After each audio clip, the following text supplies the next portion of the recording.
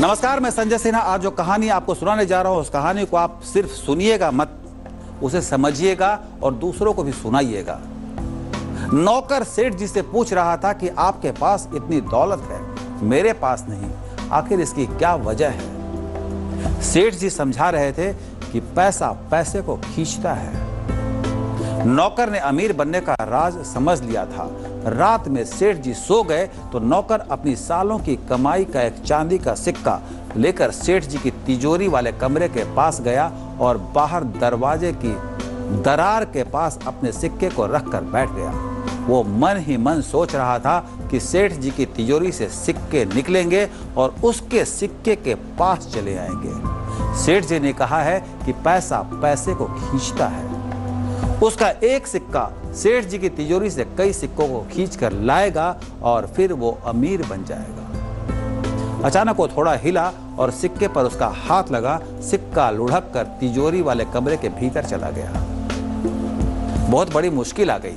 नौकर का इकलौता सिक्का सेठ जी की तिजोरी वाले कमरे के भीतर चला गया। बाहर ताला बंद था, भीतर कोई जा नहीं सकता था, पर सिक्का चला गया। नौकर की समझ में अब नहीं आ रहा था कि वो क्या करे। बहुत मुश्किल से रात कटी। सुबह नौकर सेठ जी के पास गया और कहने लगा कि आप तो कहते थे कि पैसा पैसे को खींचता है, पर मेरा सिक्का तो आपकी तिजोरी वाले कमरे के भीतर चला गया।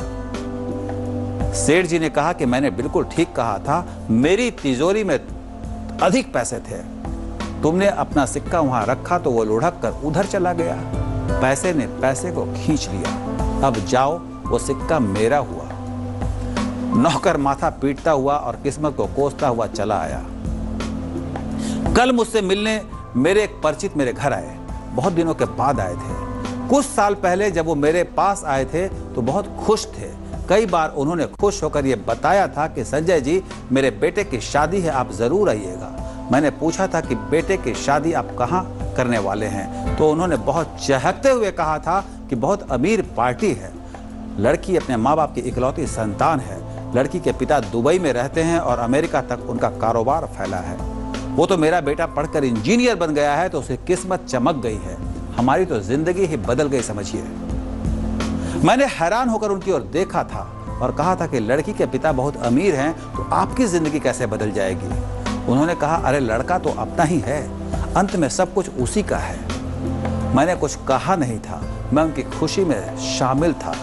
इकलौते बेटे की शादी तय हुई है, वो भी बहुत अमीर घर में। मैंने पत्नी से कहा था कि इनका मुंह मीठा कराओ।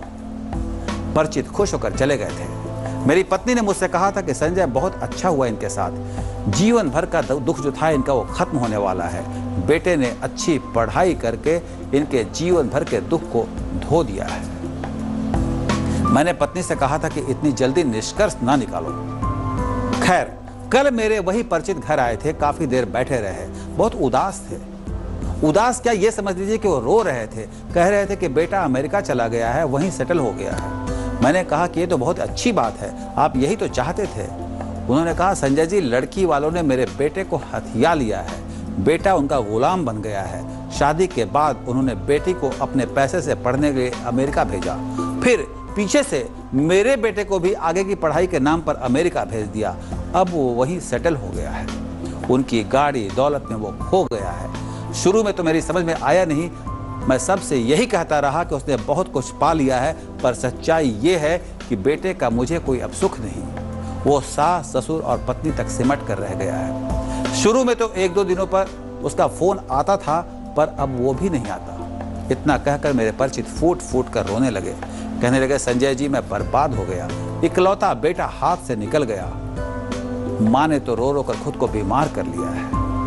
बहुत मुश्किल से मैंने उन्हें चुप कराया, फिर उन्हें समझाया कि कोई बात नहीं, बेटा खुश है, उसकी खुशी में खुश होने की आप आदत डाल लीजिए। जब वो चले गए तो मैंने पत्नी से कहा कि मैंने उस दिन तुमसे कहा था कि इतनी जल्दी निष्कर्ष मत निकाला करो। देखो, उनका सिक्का सेठ जी की तिजोरी में चला गया है।